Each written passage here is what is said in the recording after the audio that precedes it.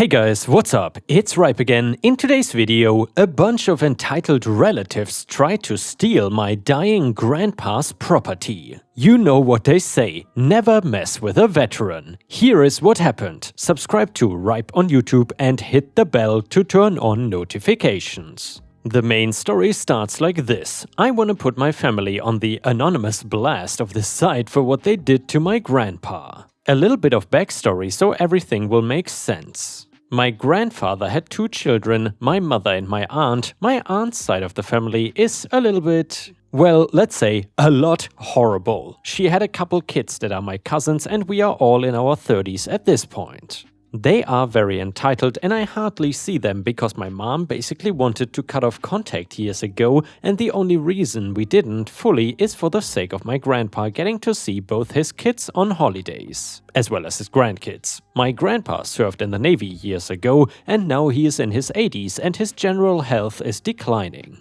I don't want to go into too much detail, but basically he is dying and they did not think he was gonna have a long time left with us. Mentally though, he is fully there, all his facilities, and he is sharp as a nail, which we were all thankful for. Now, I have not seen my aunt or cousins in about 5 years, which is when Grandpa realized they were entitled and trying to get his money, so he cut them out of the will. Because of that fact, they stopped coming altogether. It turns out though that my aunt was not done trying to do things sneakily and get what she actually wanted, which is my grandpa's home and property. She started making a fake will that would give her everything when he passed away and got to be the one to sign because she had fake proof that my grandpa had dementia. She was even planning on finding a facility for my grandpa to go to so she could move into the house right away and take it away from him. As you can imagine, both my mom and I were angry, but it took us months to find out what had actually been going on. While this is not meant to be a funny story, I will admit the way that I found out what was going on was hilarious. My cousin had been bragging on Facebook and pretending to be so sad and saying that he cannot believe his own grandpa does not know his name anymore. He was acting like my grandpa was senile and that they were going to reluctantly take over the house for him. We wanted to make sure that my aunt and cousin were not going to get away with doing this to him. Like I said before, he is very smart and already knew that my aunt and her kids were entitled. The number of times she tried to guilt him into giving money for things like vacations and even her kids' college tuition was simply crazy. My mom was busy, so I took the 2-hour drive to visit my grandpa and tell him what was actually going on. I showed him the post and told him that it would be a good idea to get a lawyer before somebody ended up coming and taking him to some home he did not consent to. He might have been dying, but he could take care of the things he needed for the most part. For the few things he needed help with, he had somebody that came a few times a week and food was delivered, so he did not even have to cook. We were proud that he got to stay independent in his older age. Jumping forward a little bit, and I was right that Aunt had gotten somebody to take him out of the house and bring him to a nursing home type place. He was labeled as senile and the staff for the first few days did not listen to a word he said. Finally, he convinced somebody there that he was still sharp and that he had gotten screwed over by his daughter. During this time, I was trying to put a rush on getting a lawyer and giving him a breakdown of everything that had happened. We wanted Grandpa out of this home and back to his own right now. Usually, a case like this would take a bit of time, but my lawyer convinced the judge that under the circumstances it would be cruel to make a dying man wait after being removed from his home against his will. The only good thing was the doctors at the home were able to do their own assessment and see that of course he was not senile like their charts stated. They also were able to get his medical records and see that there was no sign of any memory or neurological problems ever reported. We were luckily able to get in to see a judge after a month, which for courts is like seeing them almost the next day. He had gotten the papers that my aunt had about the will and the dementia and put a team on tracking down and figuring it out. The doctor that was listed on the medical paperwork had been shown to never even been in the same room as my grandpa, and he was not in their system at all. As for the will, it was already clear it was done without my grandpa there and had a note that Aunt signed for it on his behalf due to dementia supposedly, and her being the proxy. The thing is, if the dementia did not actually exist, then there was no way that she was a legal proxy to any of that. For that month, she had been living on his property and in his house. She had basically taken it as her own and had her son help her with the entire process. He could be placed at the notary for the will, as well as making the call that his poor sick grandpa needed transportation to the home, plus the entire Facebook post that tied him into the entire thing. Both of them got in serious trouble because of what they did. They had done two very illegal things relating to fraud that the judge did not seem to want to go lightly on them for. First, it is obviously illegal to fake medical paperwork and then pass it off as facts. It was clear she ran off the paperwork while using a doctor's name and office that she had no right to use. For the will, you can imagine that it was illegal to willingly manipulate a will. Looking at his actual will compared to the new one that Aunt signed, she went from not being in it to basically everything going to her and her son. It was clear they were doing this in order to profit off of it, and finally, they lived in a house that they had no right to be in for an entire month. They obviously had no permission to go into the house, so it was considered trespassing, and my grandpa was so angry that he said he wanted to press charges because of it. My aunt ended up owing so much money in fines that she lost all the money from selling her other house and ended up in jail and then got probation. My cousin had already been in trouble with the law in the past because of his own entitlement. He would do anything he wanted and think that if he made a big enough stink, he could get away with it. He had been caught in 2 hit-and-run accidents in the past that resulted in the loss of his license. Due to him clearly not learning from probation before, he was sent to jail for 5 years. That side of the family still blames me and is convinced I tried to force Grandpa to sue them and make sure they had nothing. In reality though, it was all his idea and I was just there to support him and help talk to the lawyers because he was stuck in the home. Finally, he was allowed to return back to his house and he couldn't have been happier about it. He told me that he was gonna die in that house, and when he did, he wanted me to make sure that either my mom or I were the ones to move into it. 6 months after this, he passed away, and I kept my word and made sure that the house was in my mom's name and nobody would try and take it again. And yeah, ripe stars, in this case I gotta say it was sort of a sad story, but I'm happy that in the end the entitled part of the family did not get the house. I think OP and his mom getting the house is exactly what Grandpa wanted, so God bless him and rest in peace. Let's continue to the next story.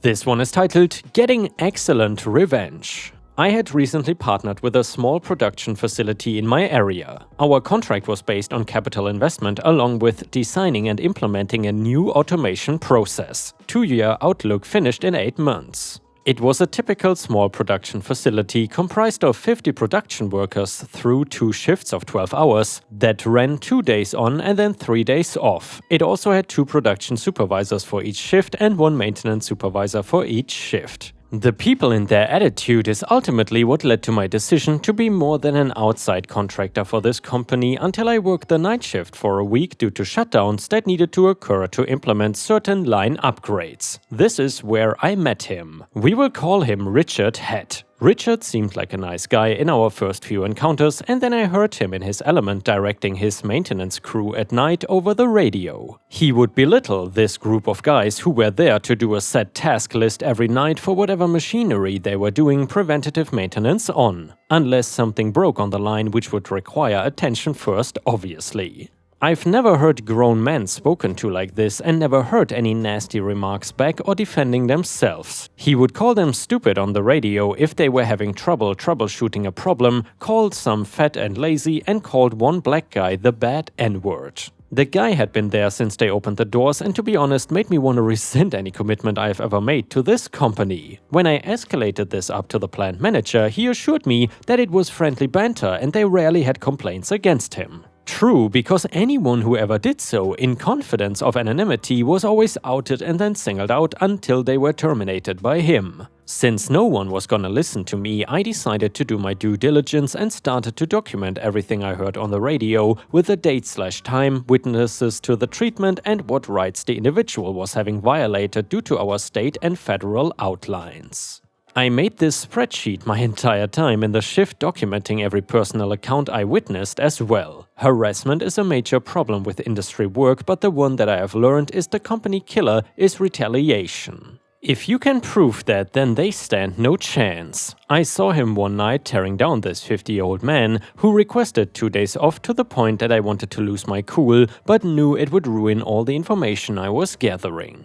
Days off were because his nephew was just in a car accident 2 days prior and had to have multiple reconstructive surgeries scheduled. I knew that now was the time to move on. Everything I rounded up all the maintenance guys and shared all my documentation with them. They did not realize the importance of this information like I had, they just said nothing will change. Nothing changed because no one treats an issue as an issue if you come with incorrect, non-detailed information. The fact that he used the radio so much was a godsend that they didn't see as well. When he spoke this way to people, he must not have ever realized that there are other supervisors on shift and that they in fact unintentionally became the strongest witness in the cases, especially when you have some audio recordings verifying the accounts. They have no choice but to acknowledge what they have heard. Each worker took their logs, and even though I have a capital/time investment in this facility, I urged them at a minimum to petition to have this man removed or to threaten legal action. Once they coordinated a day to expose all this, it was like watching a sports movie when the underdogs take the championship and get the girl at the same time. Not only did the man finally get fired, but the entire atmosphere around the place changed more than I could imagine. Older machines ran the best they have ever ran in my time there, and people loved coming to work again. They also put a placard on my door for when I came in about a week later. It said #1 boss, but the boss was crossed out and hand engraved under it was the word badass. I obviously removed it from my door, but I put it in my home office, and it is probably the best thing I've ever received from a facility. And the next one is titled, "Don't Take My Laptop." 13 years ago, I was in my late teens living on my own and really struggling to live financially. One of the few possessions I had was an old laptop. My laptop had stopped working properly, and while I am fairly proficient in using a computer, I had no idea about fixing them. I did a bit of searching on the internet but could not get it working, so I asked my stepdad to take a look. He had a quick look and says it is screwed, but he will take it off my hands if I don't want it, so I said sure. If it's broken, then it's no good to me. 10 minutes later, I walk in the room and he is using it. I asked if he fixed it and he says, "Yeah, thanks for the laptop." I was obviously pissed, but my mom says she was not getting involved and his only response was that he did a quick internet search to find the fix and I could have done the same. I was broke and he took one of my only possessions even though he had a PC and a laptop already. A few months later, I was visiting my mom and stepdad when I had an idea. While I am useless with computers, I am very competent with mechanics, specifically Audis, and my stepdad had a 2001 Audi A3. Before coming in the house, I went under his car and unplugged the oil lever sensor and a vac line for the turbo. Later on that day, he went to go to the shop or something, and when he started the car, it threw up oil warning lights on the dash and would not boost, so he turned it off and had a look of concern on his face.